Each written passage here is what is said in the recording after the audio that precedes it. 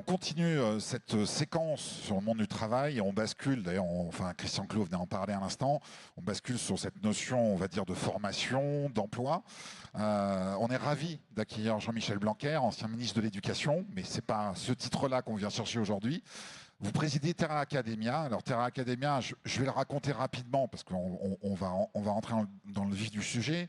Lancé en mars dernier avec un premier campus à Arras de mémoire, après ouverture en Normandie, tout récemment, là, il y a quelques semaines à Paris, initié par Veolia.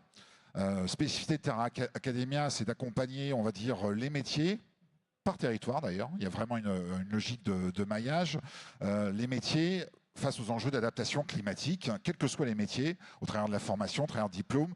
Vous visez d'ici 2030 la capacité à former, avec ce maillage qui est en train de se construire, environ 100 000 personnes. On sait que les besoins sont colossaux. On se rappelle collectivement de ce rapport du secrétaire général à la planification écologique qui est sorti cet été, qui disait entre 200 000, 400 000, voire 500 000 emplois concernés face à l'adaptation écologique.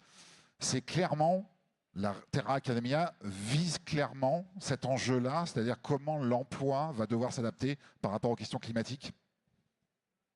C'est ouvert. Oui, vous avez vraiment bien résumé les choses. D'abord parce que vous avez dit à la fin, c'est-à-dire en effet les évaluations, c'est qu'au bas mot, il y aura 400 000 créations d'emplois au titre de la transformation écologique d'ici à 2030. Sur ces 400 000, il faut soustraire d'une certaine façon 150 000 destructions d'emplois. Ce qui fait que notre responsabilité collective, c'est aussi de voir, a fortiori avec la conjoncture économique qui devient compliquée, tout le travail qu'il y a à faire en matière de reconversion de certains métiers industriels vers d'autres métiers industriels. Cette configuration, ce contexte général, qui vaut pour la France comme pour tous les pays en réalité, nous oblige collectivement, c'est-à-dire comment on rassemble des forces pour former ces 400 000 personnes d'ici à 2030 et même au-delà. Et c'est pour ça qu'on a créé cette association. Il y a Veolia, vous l'avez dit, qui a une légitimité particulière puisque c'est devenu le premier opérateur mondial de la transformation écologique, avec notamment l'eau, les déchets, l'énergie. Mais il y a aussi EDF, il y a Dassault Systèmes, il y a Manpower, il y a Leroy Merlin, et puis aussi tout le tissu de PME locales que l'on a campus par campus. Puisque si on doit résumer le projet, il y a une dimension d'abord scientifique. Ici, il y a Denis Guibard qui est avec moi, qui est le directeur scientifique du projet. Et ça signifie qu'on a un conseil scientifique avec des personnes comme Claudie Aigneret, comme des professeurs du Collège de France, etc., pédagogique. pour encadrer la démarche et faire un travail de prospective sur les compétences de demain. Et puis participer à au travail pédagogique que nous faisons. Tout ça ne se passe pas très loin d'ici, dans le 18e arrondissement, rue Marcadet, où nous avons aussi des associations, des start-up qui sont là. Donc ça, c'est la partie, je dirais, de prospective. Et puis, il y a la partie la plus importante, qui est la partie très concrète, très terrain, qui consiste à avoir un campus par région en France. Donc, on a commencé par les Hauts-de-France, vous l'avez signalé en parlant de Arras. On continue avec la Normandie, avec un campus à Touques, donc dans la communauté d'agglomération de Deauville, avec toute une aire rurale. Et puis, nous allons continuer région par région pour avoir une quinzaine de campus d'ici à 2030. D'accord. Alors, qu'est-ce qu'on fait concrètement à Terra Academia pour que chacun puisse se projeter? C'est-à-dire, quel est l'objectif de ces formations? Et il y a un enjeu aussi derrière. Est-ce qu'on ira jusqu'à une logique diplômante, on va dire? Parfois oui, parfois non. Hein. L'objectif est d'être ultra pragmatique en fonction des besoins locaux. Donc, chaque fois que l'on va quelque part, on fait le diagnostic écologique de ce lieu. On fait le diagnostic des compétences qui existent face à ces défis écologiques et le diagnostic des compétences qui devraient exister. Et c'est la différence entre ce qui devrait exister et ce qui existe qui nous fait notre programme de formation. Par exemple, si vous dites qu'il y a 10 000 passoires thermiques sur ce territoire, il y a 200 couvreurs, il en faudrait 500 pour faire face aux défis écologiques. Comment on fait pour former 300 couvreurs? Donc, il y a une sorte de réglage fin presque. Oui, c'est ça. Et après, évidemment, en fonction des partenariats locaux, tout ce que l'on fait est toujours co-construit. On est les concurrents de personne. On est là pour aider les acteurs localement à répondre collectivement à un défi. Donc concrètement, ça veut dire qu'on s'associe avec une institution académique ou plusieurs institutions de formation locale, plusieurs entreprises, et ensemble, on mène des gens, ça peut être vers un diplôme ou vers une compétence certifiée ou non certifiée, ce qui fait que ce modèle-là nous permet d'avoir un spectre très large, aussi bien de la formation initiale que de la formation continue, aussi bien des formations courtes que des formations longues, aussi bien des formations très techniques que des formations stratégiques. Par exemple, pour vous donner 2 ou 3 exemples de ça, on accueille pendant 3 jours des jeunes éloignés de l'emploi sans diplôme et on leur montre les enjeux de la transformation écologique de façon un peu approfondie et interactive. Et à l'occasion de ces 3 jours, on leur montre 10 métiers qui sont en rapport avec la transformation écologique. Par exemple, des métiers d'EDF, pour reprendre le sujet d'EDF. Par exemple, électricien. Et à la fin des 3 jours, eh bien, ils peuvent s'inscrire dans l'un des métiers qui désormais fait sens pour eux, parce que relié au sens que donne la transformation écologique, où ils savent mieux aussi comment c'est payé, quelles sont les passerelles, etc. Et donc ça, c'est un exemple. Mais si je donne un deuxième exemple, on peut faire des formations d'élus locaux sur la prise de décision stratégique en matière de transformation écologique. On fait aussi des formations, par exemple, pour des électromécaniciens en matière de gestion de l'eau, à qui on rajoute une compétence écologique qu'ils n'avaient pas jusqu'à présent. Donc c'est vraiment très ciblé, très concret, très pragmatique. Et dans le futur, on développera aussi, à partir de 2026, des diplômes en formation initiale. Un bachelor en particulier est prévu sur le sujet transition écologique, transition numérique. Et tous ces éléments ensemble vont contribuer aux 400 000 créations, dont on se fixe 60 000 d'ici à 2030 pour ce que l'on assume. Et on se fixe aussi de sensibiliser au moins 100 000 personnes aux enjeux de la transformation écologique.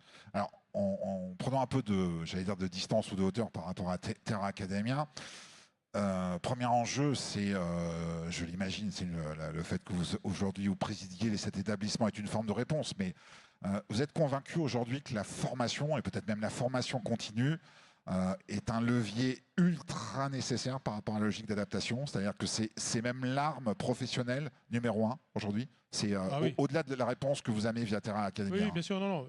Terra Academia n'est qu'une conséquence de la réponse que je vais vous faire. C'est-à-dire, oui, mais 3 fois oui. C'est d'ailleurs très démontré mondialement. C'est-à-dire, le premier vecteur d'accélération de la transformation écologique, c'est évidemment la compétence. D'abord la compétence professionnelle, mais aussi la compétence civique. Et sur ces 2 terrains-là, il y a évidemment une sorte de course contre la montre pour réussir à... chacun le voit bien concrètement. Si vous voulez installer des panneaux solaires chez vous, vous avez un certain délai d'attente, vous avez certaines difficultés, et les entreprises qui s'occupent de ça ont comme premier problème d'avoir les personnes compétentes pour répondre à une demande qui est importante. Donc si on n'a pas les compétences présentes aujourd'hui pour faire face à l'ensemble de ces défis, si vous voulez, c'est un peu comme si on était dans un stade 2 de la transformation écologique. Il y a eu un stade 1 qui est celui de la conviction et des discours. C'est jamais complètement gagné, mais disons qu'une étape importante a été franchie. Il y a une très grande majorité de la population qui a bien compris qu'il y avait un enjeu pour le climat, mais pas seulement, pour la biodiversité, pour la pollution, etc. Et donc, il faut continuer, bien sûr. Des progrès énormes ont été faits en matière scolaire, en la matière. C'est pas pour rien que la plupart des jeunes de France sont très conscients du sujet. Et il y a maintenant 250 000 éco-délégués dans les classes de France, etc. Donc tout ce qu'on pourrait appeler la conscientisation est faite. Encore faut-il que ce soit bien fait. On ne doit pas se contenter de slogans ou de pure panique. Il faut que ce soit constructif, qu'on sache bouger dans la bonne direction. Donc ce stade de la conscientisation est atteint.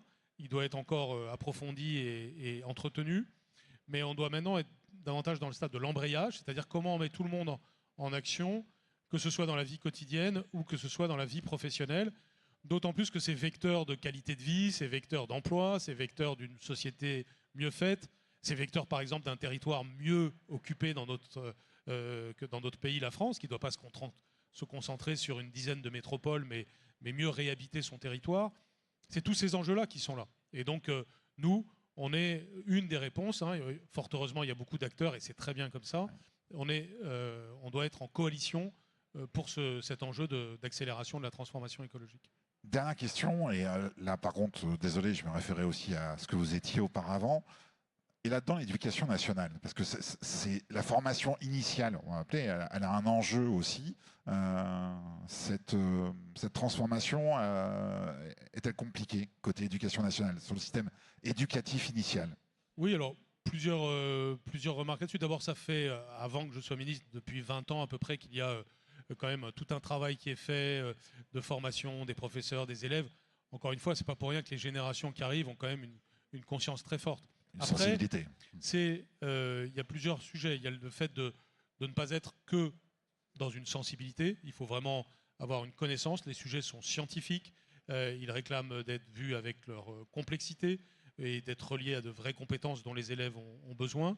D'où les enjeux de la culture scientifique à l'école primaire et au collège. C'est par exemple tout ce qui a été fait pour avec la main à la pâte et d'autres initiatives de ce genre depuis maintenant 15-20 ans et qui quand même produit des effets progressivement. Après, il y a aussi tout le sujet de l'implication des élèves dans les enjeux. Donc, c'est comme ça qu'en 2019, j'ai créé les éco-délégués. J'en parlais tout à l'heure. C'est quand même 250 000 élèves aujourd'hui. Alors, c'est encore hétérogène, mais normalement, il y en a 1 ou 2 par classe en France, de collège et de lycée. Ça se traduit par des forêts qui sont nettoyées à côté d'un établissement, des potagers qui sont créés dans les collèges, des nids à d'oiseaux, toutes sortes de choses, le tri des déchets, la responsabilisation des élèves dans la consommation énergétique de l'établissement. Bref, des choses très concrètes. Il y a 60 000 écoles et établissements en France. C'est de très loin le service public le plus répandu. Donc, quand vous mettez 12 millions d'élèves avec 1 million de professeurs et de salariés en mouvement avec leurs parents, en fait, c'est le pays que vous mettez en mouvement. Et c'est quand même, dans l'ensemble, ce qui se passe dans la réalité des choses, avec des progrès importants, jamais suffisants, n'allant jamais assez vite. Mais néanmoins, ces choses-là, elles sont enclenchées aujourd'hui. Et puis un dernier point par rapport à votre question, c'est quid des futurs scientifiques, j'en profite pour faire quelques mises au point, quid des futurs scientifiques et chercheurs à l'âge du lycée. Il s'est dit énormément de bêtises là-dessus depuis 2 ans. Je vais dire juste une information, mais il y en aurait beaucoup à dire. Il n'y a jamais eu autant d'élèves en prépa scientifique qu'au moment où je vous parle dans l'histoire de France. Donc non seulement il n'y a pas moins d'élèves qui se destinent aux sciences en France aujourd'hui, mais il y en a plus. Et les programmes sont plus approfondis. Et quand ils décident de faire des enseignements de spécialité, ils vont plus loin que leurs prédécesseurs. Donc on a préparé plus que précédemment les futurs scientifiques et ingénieurs de notre pays. Quant à la culture scientifique des autres, quelque chose qui n'est jamais dit, mais c'est que maintenant il y a 2 heures de sciences en première et en terminale dans le tronc commun. Et ces 2 heures de sciences portent pour l'essentiel sur les enjeux du développement durable, mais vu d'un point de vue approfondi, scientifique. Donc on peut faire sans doute encore mieux, mais c'est certainement pas une dégradation par rapport à la situation antérieure, c'est au contraire un très net progrès. Là, nous n'avons que quelques minutes, mais comme je l'ai dit à d'autres interlocuteurs, je peux passer 1 heure, 2 heures, 4 heures sur ce sujet. Alors, on aura malheureusement il pas s'est le temps. dit tellement de choses erronées là-dessus que j'ai à cœur de rétablir ce point. On le fera dans la tribune, c'est promis. Merci Jean-Michel Blanquer, merci d'être à venu. vous. Merci.